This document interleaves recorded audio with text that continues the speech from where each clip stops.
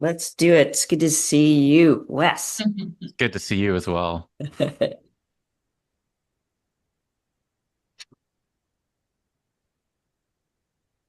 Hello, hello, everybody coming in. We're gonna wait till the folks on the I could see you coming in.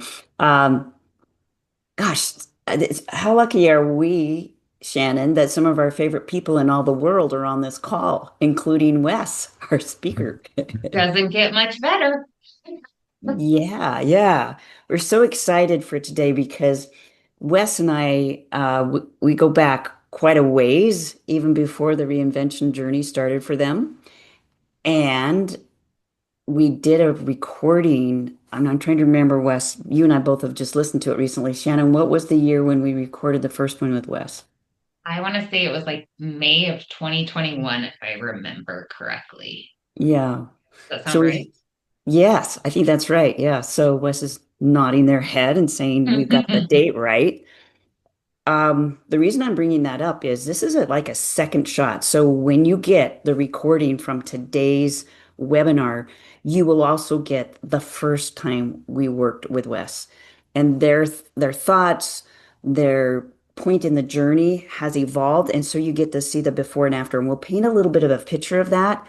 But Wes and I were talking, and we just thought this would be a good time to bring them back on and have a discussion around what did that part of the journey look like from then to now. That might be helpful because everybody on the call I see is in a different phase of your reinvention journey. And so hopefully what you hear today is going to be very appealing. Do you want to add anything to that, Wes? No, that sounds good. Okay. So you guys all know every month, except I think December and July, we do these webinars.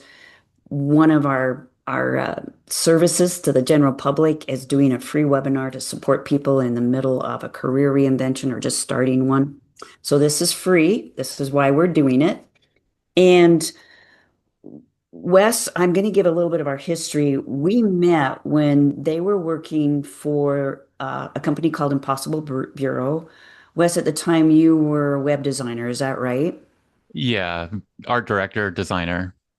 Yeah, art director. That's right. And you had a reaction or a response to the company being called Soul Salt. Do you remember? Do you want to share that? I thought that was fascinating. Yeah, I thought, yeah, so I mean, obviously we've all heard the term soul before, and for me, I think at that time it was just like it's like a nice word, soul, and for me it was more or less like I didn't have any. I think it was best way to say it is probably just like a surface level reaction to it compared to like where I feel like I am today, which is like much deeper than that surface level. Okay, so I'm going to encourage anybody here and welcome Megan. It's good to see you. I'm going to encourage anybody on this call to step a little deeper. Most of you I've had conversations with and know that you believe in that thing that is part of our name, which is the soul part of you. That's one of the functions here at Soul Salt is listening to the soul as well as the intellect, listening to the salt as well as the soul. And you've been on such a journey, Wes, that soul has evolved from that first time that you ran into it with us to where you are now. Talk a little bit about, just jump in and talk about where we sort of met, the journey. Let's bring in Amazon, let's bring in Google, let's bring in where you are now, and let the soul of it all play because I know people on the call, there's something in that part of the story that's going to be useful for some folks. Yeah, sure. Let's see. So we first met, I believe it was 2014. And in 2014, I guess 2014, I was 1 year into living where I am today, which is in Seattle, Washington. Prior to that, I lived in Denver, Colorado, and I joined a new company called Impossible Bureau. And part of the perk of being with Impossible Bureau, which is, I think at the time, about 7 people, and Jeff, the owner who had met Lynn before, and recommended that we all take part of like your service, Lynn. And for me, that kind of blew open my doors because like I knew at that point in my life, like I had trouble focusing on things that I wasn't interested in, and I didn't really understand what that meant and why. But uh, I left the company like maybe 8 months later and started to work in another post production firm here in Seattle, and then moved about 3 months after that into Amazon. And when I got to Amazon, I my whole time was like working with maybe up to 50 to 75 people. I had never in my life experienced working in a city like Seattle. I think at the time they had like 30,000 employees in corporate. And I was just like overwhelmed with the amount of like one knowledge and like expertise, and everyone's really smart, and they got in here and they're speaking a lot of jargon that I did not understand, corporate speak, I guess you could call it. And I uh, reached out to Lynn and asked if I could meet with you and just start using your services to help me kind of like improve my leadership capabilities so that I can feel like I can run with these people that I was somehow like working next to. And that I worked at Amazon about 5.5 years. And in that time, I knew there was something about my working in there that did not jive or gel with me. And for me, that was, it just was like, I don't belong here. I don't belong here. Maybe I kept saying that to myself enough to where I started to believe it. Um, but unfortunately, that kind of took a turn. I got really, really depressed, like unbelievably depressed that I don't need to go into. But that really kind of told like I couldn't operate in my job, so I had to take a mental health leave. And for 3 months, I worked on like improving myself and coming out of like this deep, severe depression. And there, I think I actually was like 2019, 3 months before the pandemic started. Then the pandemic just kind of changed everyone's understanding of what this is and everything. And so journeyed through the rest of my time at Amazon, working from home, actually here in my office at my house. And I was about to have another child with my wife. And so I was like, I need to take a break from Amazon. I sold a bunch of stock to help like pay for my life for a whole year. But that also gave me like paternity leave with my child and to bond. And then I think through that time, like just like being with like a young baby and like kind of like seeing life through their eyes, kind of like opened me up a little bit more to more possibilities in mine. And so it's like almost seeing a reflection of myself through them. And I was like, I'm ready to go back to corporate America, which was like wild for me to think today. But I was like, okay. And at that point, I think in our last call in 2021, I said I had passed my Google interview. I ended up working at Google. I got into Google in May of 2022. And that was like a whole nother avenue for me. Like it was completely different than Amazon. The people really were empathetic towards people that worked inside there. They treated us really well. And I, in that like new role as a senior visual designer for Google, I I guess obtained a new level of confidence that I never knew existed inside of myself. And that was very empowering just to have. And then um during that time too, like I had that another like almost mental health breakdown. And this was like a year after I'd been there, and I had to take another mental health leave, which was like to me like that's the final straw. And me recognizing and realizing that I wasn't built for corporate America, as much as that was hard to like come to grips with, and to also understand that like I derive so much like security from just a paycheck, but also a sense of identity through that. And that seems weird for me to say today. But the second bout of depression, which I think was almost like a continuation of the first, that was never really fully healed. I I broke down, and I took time to myself, and that kind of sparked in me something that I would never conceive in my entire life, which was like this like knowledge of the soul and like what Lynn said earlier. I had a surface level understanding of what a soul was, but this kind of felt like I had almost integrated so much about like myself and the shadow work and healing that I had done by taking mental health leave at Google and Amazon, as well as working with a really great therapist here in Seattle, kind of like opened myself up spiritually in a way that I don't expect a lot of people to understand. But I came to understanding in myself that I am more than just this human vessel, I guess you could say. And that kind of, when I went back to Google, that felt weird. And then I met, through talking to coworkers, other people that were also kind of on this journey, and which was interesting to see in corporate America. But then, unfortunately, in January of 2024, at 5 o'clock in the afternoon or after work, my boss texted me like, "We've been let go." I checked my email, and I also got a text, or sorry, email from corporate saying that, "Thank you for working at Google, but you no longer work here after March of 2024." And looking back at that, like this is like a huge blessing in disguise, and I was grateful for that time to like experience what corporate America was. But I knew now that I was in a position that I was completely foreign before, that I'd lost a job not from my own doing necessarily, as the corporate restructuring needed to take as much allocation of their budget and put it towards AI, and in order for them to grow and become where they are today, I guess. And so I guess that's like a long intro or whatever, but I'm happy to go wherever you want. Well, I love that you set the stage. So I want to go back because let's apply this to Asia and Lisa and Megan and Akbar, Jamie, Tiffany. And some of you will relate more to certain pieces than others.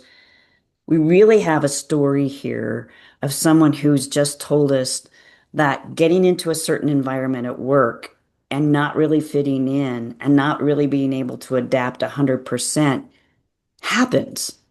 So if you've ever had one of those situations where you just found out that you couldn't fit in corporate America, or you had outgrown it, or there was some part about the job or the culture where you were that was nudging you, that happens more times than not, where it's an unnatural thing to ask you to conform to a certain culture. If that's the case, that's something to pay attention to. There's something inside of you saying, hey, this doesn't work for me. And to the point, Wes, for you, you literally pushed yourself. I mean, I just watched you, witnessed you giving yourself over, having this social contract with your employer, doing your best work, and still coming up short with it feeding you back as much as you were giving, right? Yes. And okay, and so that there you go, Jamie. Exactly. Exactly. You have that sense of what we're talking about. One of the things that can happen, and Wes was able to do this, they were able to do this with Amazon because there were stock options. You were able to leverage that sacrifice of self at the altar of the corporate gods, if you will, to get garnish some stocks that could give you some time to reinvent. And something occurs to me that a lot of you hear me talk about. You don't have to absolutely know where you're going next sometimes. You can build a bridge. In this case, Wes built a bridge by trading in something of value for time so that they could have that time. Others of us who can't afford that because we don't have those stock options or whatever, we find a way to get something. And I think, Asia, you might be astute about this. Lisa, you might be astute about this as well. Jamie, I know you did this where you built a bridge.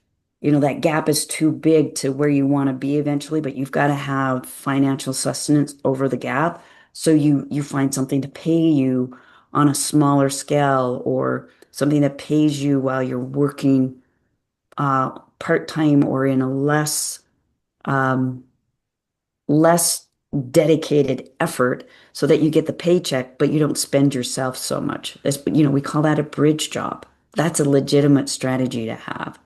getting a bridge if it's a job or financially being able to cash in on stock options. So I just wanted to point those things out, make sure everybody sort of pays attention to those because those are constructs of what can really happen for a successful career reinvention.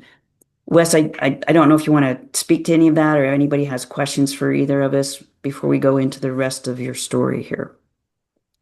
It gets really good, by the way. All Yeah, right. I don't have anything to add. Okay. No, it doesn't look like anybody else, so it's your time. In that space, you did more than one thing to find your way to where you are today. What can you tell us about that journey inside that space? Yes, it's all, I mean, ultimately, it's all about experimentation with the understanding that some things will work out, some things won't. I think, like, let's go back to like for when I was taking my mental health leave from Amazon, I've always, I don't know, I've always loved candles or whatnot. And so one of my first early experiments was is like, oh, I want to make candles. And I ended up like making a lot of candles just for myself. And like I forget there's like some online place you can order scents and soy wax or beeswax or whatever medium you want to encapsulate with the scent. And I started making candles and I was like, this is it. I'm going to do this and try to scale it up. And then ultimately, when I started to scale it up, I had an allergic reaction to the scents, and probably because wasn't in a well ventilated area. And I ultimately that one failed. And so, but part of me, I mean, I'm 46 years old, and so I think since I was 13, I've played bass guitar and music. I've been in a number of bands, and so and as you can probably see around me, there's a lot of music equipment in my background. But I'm to my nature and to my core, I'm a musician, and I ultimately sometime I don't even remember when I started, but I started teaching myself music production and started working with whoever I could find that would teach me Logic or Ableton or whatever music software I was using. I use Ableton now today, but I wanted to understand like the physics of audio and how to work with frequencies and such like that. That kind of piqued my interest in a way that allowed me to kind of dive deeper into it. And then I was doing a lot of music, I think, in 2019 as just like a self healing aspect to just try to like it was nourishing my soul ultimately. And then I think in 2022 when I had my second mental health leave when I was at Google, something like I don't even remember what, and I think Lynn remembers this conversation, but I started researching binaural beats and isochronic beats and brain entrainment and like what is delta waves, theta waves, alpha, gamma, you know, like all of the Greek letters that you've probably heard about or something. And there's plenty of apps like Calm or Headspace and such that have these types of beats that you can find. But I started to research that, and that kind of in me sparked something that I did not understand and ended up finding a musical tutor who is out of Germany who made a lot of YouTube videos on it. And I wanted like some one-to-one interaction with him and kind of then open this whole new door to like this realm called sound healing, which my first logical brain told me like this isn't real, this doesn't work or whatever. But then once I started going through like parasympathetic nervous system, the vagus nerve, ways of using sound to kind of enhance or change or alter mood as well as to change your brain states kind of led me into where I am today. But it was like through a lot of experimentation as well that kind of I thought I wanted to do it, and I realized, like, looking back now, like, the candle thing was, like, totally a mental projection on myself, like, me trying to think about how can I solve this problem versus to allow myself this natural inclination of curiosity to kind of see where the thread will take me. And today, the byproduct of it is like me following curiosity and thread. Yeah, and it's a creative thread. Um, and I loved when you were in the candle phase of there's so anybody on the call, you might look back on some of your reinvention or you might look into it if you're there now. Wes's was the candle phase where I even heard them sort of laugh. I heard you laugh at it, Wes, like, what was I thinking? And yet it was so critical. It, like you said, the experiments, there are some that are maybe what you might call failures, but I don't know that there's ever failure because you learn something. You pull a thread through that. Some of you have gone back and listened to Janie. Janie had something similar in her reinvention where she used to be the managing editor for Reuters for both for North America. So she had an office in Chicago and one in Times Square. And when she was in this experimental phase, she was making cards. She was making greeting cards, and she's a heck of a greeting card creator. So you can imagine going from being this executive, high level executive in media to being in your basement in your crafts room making cards for people. It's nigh into the wax and the candles and the scents. And I want to encourage everybody on the call as you go through your experiments, no experiment that comes from the heart is ridiculous. Yes, you may not be able to make a living from it, and you may find that out. You may be able to make a living out of it because I've had reinventors who have those same kind of things that they love to do, and they're making a living at it right now. One in particular who is making a living with selling cars that have been rebuilt. And that was one of his passions was rebuilding and restoring cars. So, do you have something like that? And can you let yourself have that experiment to see what it shows you? Because sometimes it turns into a full-time thing and sometimes it's just a thread you pull. Wes, do you want to comment on that anymore?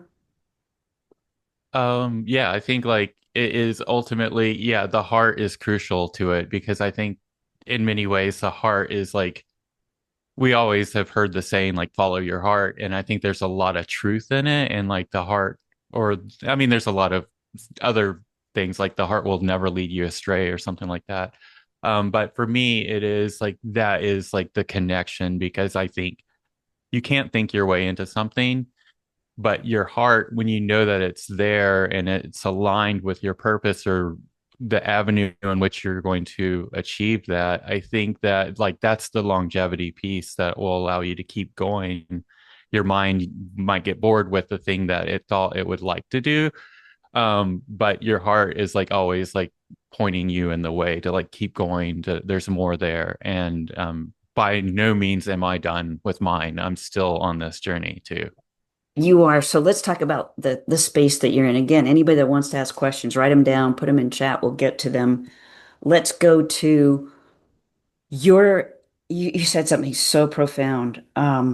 By nature, I am a musician. Everybody on the call, that's what you're looking for. By nature, what are you? And it might be more than one thing, but ask yourself that question. What are you by nature?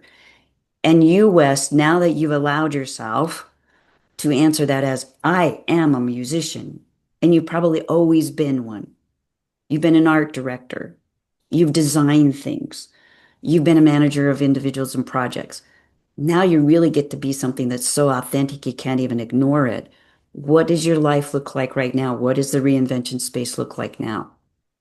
Yes. So right now, I think when my job ended at Google, I took some time off to kind of like collect my thoughts and everything. But I think a few months after that had ended, I was like, I'm going all in on music as much as I can do, as much time as I can spend by also like helping do whatever I can with my family and to support them in any which way. And I can talk about that and in the future or in a minute. But for me, it was like, okay, I was really intrigued by this idea of sound healing.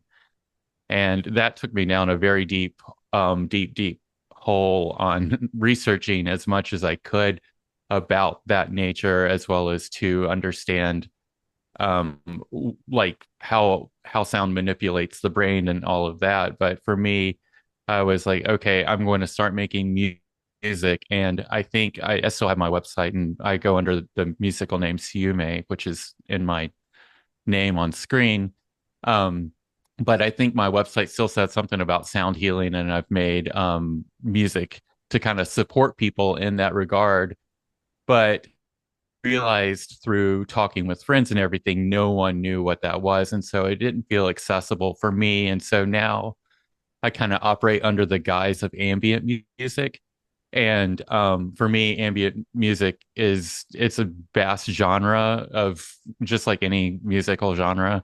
And it's not really one that's popular, which is probably the appeal for me. And I was an orchestra kid growing up. I played violin. And so there was something about like being in a room with 30 or 40 other people playing stringed instruments to kind of like open me up in a way. And so for me now, it's like all of my music is done as what I call ambient music, but I employ the techniques of using binaural beats, isochronic beats if I'm listening to it over speakers versus headphones, as well as I employ like micro tunings to allow me to change like equal temperament or all of these musical terms on how things are tuned and the correlation and the ratios they are between each other, so that I can maximize what I think is the effect of it.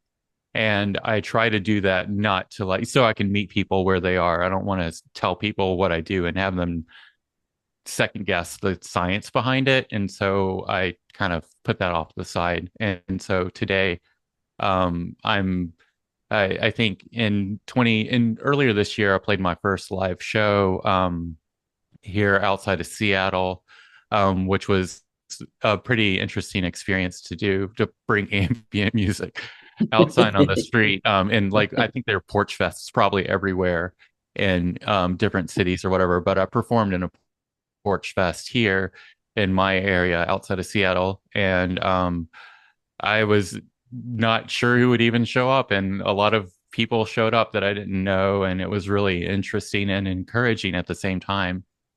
But I've tried to regularly put out music on YouTube.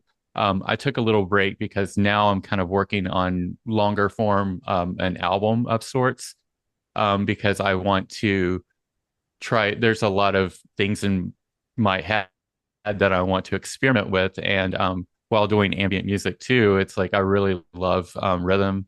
Being a bassist and part of the rhythm section, I want to kind of incorporate some of that too. And ambient music is definitely just in a way doesn't have a lot of drums to it, and so I miss that aspect. So I'm trying to work on fusing that, and so right now I'm working on a longer form album.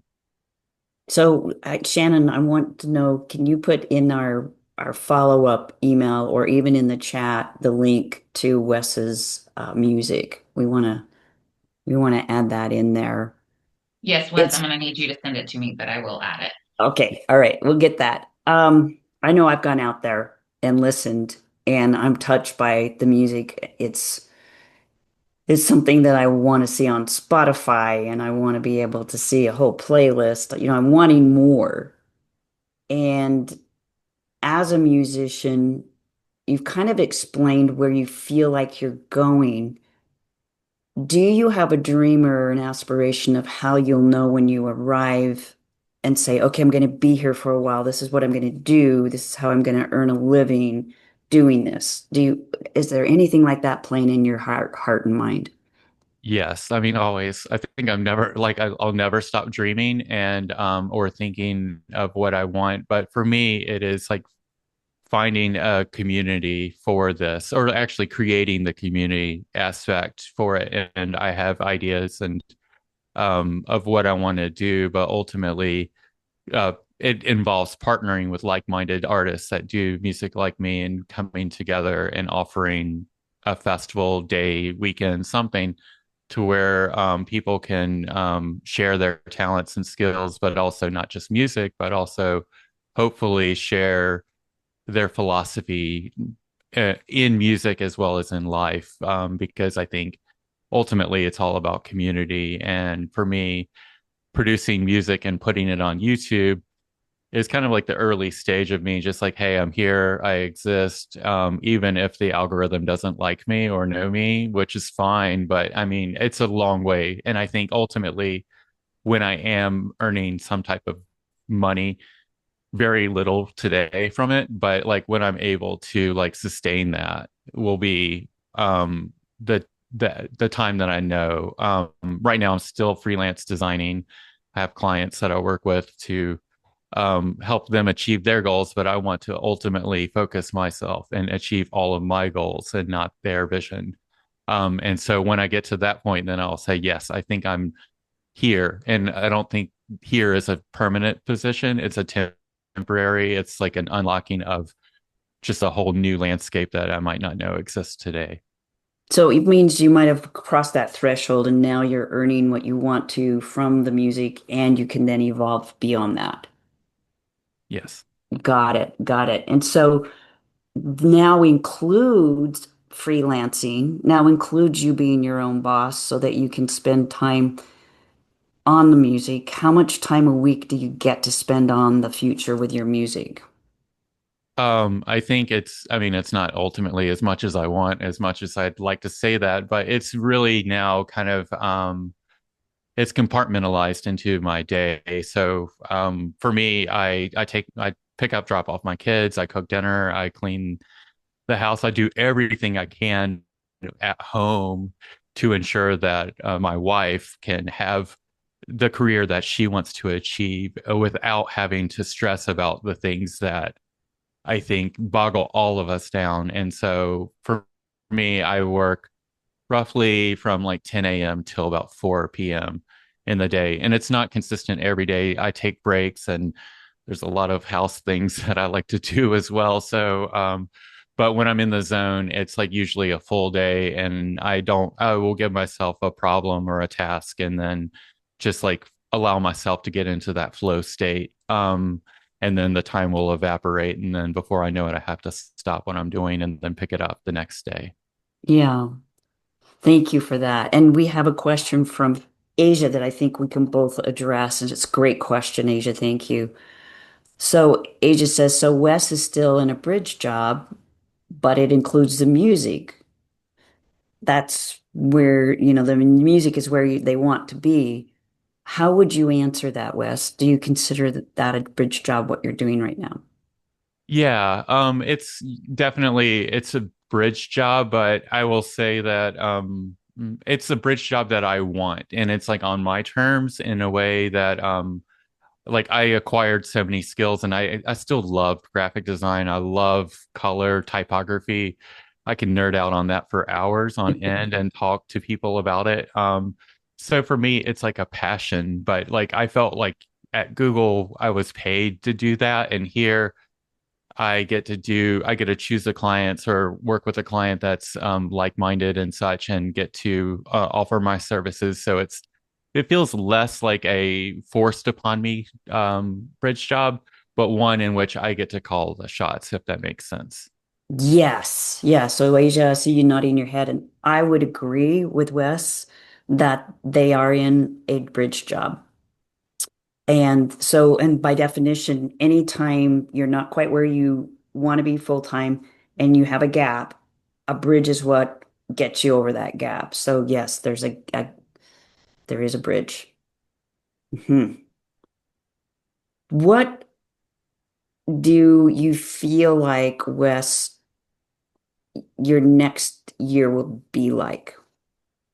That's a great question. I'm not sure, honestly, and I think that's part of the adventure is like not knowing and releasing that control of knowing because I think that like forces me into a place or space that I might not be comfortable with. But for me, at least, is to stay on my process of this is what I do. This is when I make my music. This is when I'm scheduling a release or making a video to put on YouTube, which I'm overdue for. And that will be in the next month or so. I'm going to do this to pick that back up. But ultimately, I would love like this album that I'm working on to see that through and to get it out there. and to have more music on Spotify, Apple, and such. I have like a cut down, I have an hour video on YouTube that I cut down into 8 minutes and put on the streaming platforms as like a small snippet because no one wants to listen to an hour long track on those streaming platforms. But I think for me, it's just to keep going and to see what happens and to play out live more and to build that community that I spoke about earlier. Can I ask you the intention of your music? You are on purpose. You are a musician. You're on purpose when you're doing it. What is your wish for the world to give when you give it the music? What do you wish the world gets from it? Yeah, I think yeah, intention for me is huge, and there's a lot to be said about the power of intention that we're not really taught in society. But for me, it's by no means am I trying to save this world. I am ultimately my intention is for people to unlock within themselves some aspect that they did not know existed, and I think that is allowing my music to find a healing space in everyone and not to force anyone into anything. And if you're not into it, move on. That's fine. But to at least unlock something within them that they might not understand today, but in the future might start to. Beautiful. I'm so excited. And you know, when I hear about an hour-long track, I'm like, I want to listen to that because any of you who have meditation practices or you just want something to put you into a healthy state with your nervous system, having something that goes that long without breaks and without going to another track to me is gold. Wes, that's gold. Yeah. Questions, comments. This is your time to open up and ask or share something that's resonating with you today.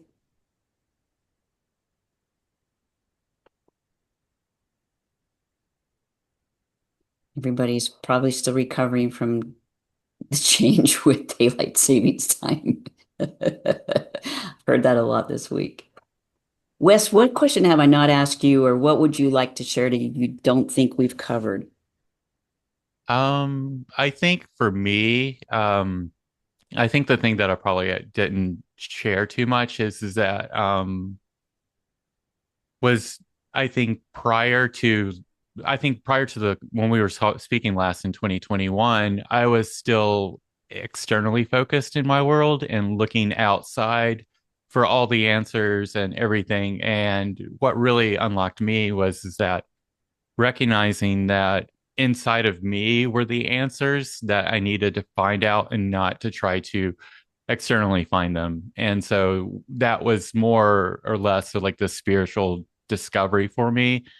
And I don't want to use too many terms because there could be misunderstood, I guess, by what I'm saying. But for me is like understanding that all the answers that I've been seeking in my life have been found inside me. And I think the heart is kind of that avenue to knowing if I'm on the track or not. And if it resonates with my heart, then I know I'm on track. And if it doesn't resonate with my heart, then I need to take a step back and to understand why. Yeah, that's so well said. I know my first call today, it's the soul, it's the heart. You know when you're on track. Likewise, some of us know when we're not on track, but there's that landing inside of you that's peaceful and it resonates. And I think the client at my 9 o'clock or one of my clients this morning, 9:30, said, I fully inhabit myself now. I'm inhabiting it when I do this. That's the term. We have a question from Akbar from South London. How did your friends or family react when you made the switch, Wes? Could you be like switch from what exactly? Sorry. Yeah, that's a good question, Akbar. If you want to come off, Yeah, sure. What I mean is like you obviously said you're a musician. I mean, I've only like listened to some of it, not all of it. I will listen to it when I get the recording. But when you made when you transitioned to what you're doing now, that's what I wanted to ask. Okay, so the current music and being a musician, that sort of thing, and then having the bridge job, is that it at work? Yes, that's it. Okay. Yeah, because that did involve you and your wife talking and having a contract of support, right? Yes, yeah, that is true. So yeah, I think so I had a conversation, like basically the ultimate transition was in summer of 2024. I basically made a contract verbal with my wife saying that I want to give this at least a year, and it could be longer before I'm able to fully pay for all of my part of the bills and everything. But I wanted to at least invest in myself, and in return do whatever I can to ensure that her day and our entire family's day is easy as possible without having to think about chores, making dinner, folding, all of the things that go with like upkeeping a home. But for me, it was like I want to invest in myself and see how I can, as far as I can get, knowing that the music that is to me what I thought will be unlocking my future. So yeah, does that answer the question? Yes, thank you. Thanks a Okay, lot. Okay. you're Yeah. welcome. Any other questions? Okay, Wes, summarize for us. How would you like to close our session today? What would you like the audience to know? Yeah, I think like believe in yourself ultimately. I think that you're going to have doubt along the way, and it might there's a whole messy middle that as you're reinventing yourself and trying to try on different things, but ultimately know that your heart is the aspect of you that helps you align with your path. And the more you can stay centered in your heart and make actions and plans from that space, the better you will be in your future, no matter how wild your dreams may be in that regard. Because I think it's anything's possible. Like 2025, there's a lot of avenues to explore, and don't limit yourself by thinking that, well, society thinks this is how I should show up today. um, you can kindly disregard that and just allow yourself to explore as much as possible, but to stay true to yourself, because your self truth is what you have and your authenticity. And yeah, no matter what, people want to like push you into a box, but don't let those labels and boxes encapsulate you and allow you to break through and follow your dreams as much as possible. Thank you. Best advice ever. And those of you who haven't received the book, you can find out what he's talking about, what they're talking about. This is the secret to finding those things that Wes just said. They told us, follow your heart. They told us, find the salt, the soul, put them together. Your answers are like Wes's. They followed a path of authenticity. They have failed and faltered at certain things, in your opinion, right? On the outside, I'm feeling like you never failed or faltered. You just kept exploring, and you have to have yeses and nos. The authority, though, is inside of you. All of us who have reinvented know that at the end of the day, you have to start trusting your heart and soul and listening to them because they will guide you. Anything else, Wes? No, that's great. Thank you for being our guest. It's always an honor. I feel like I'm always standing on sacred ground when I'm with you. Thank you. Same, likewise. Thank you so much for having me on today. Thank you, everybody. Please take care. All right, bye. Bye. Right.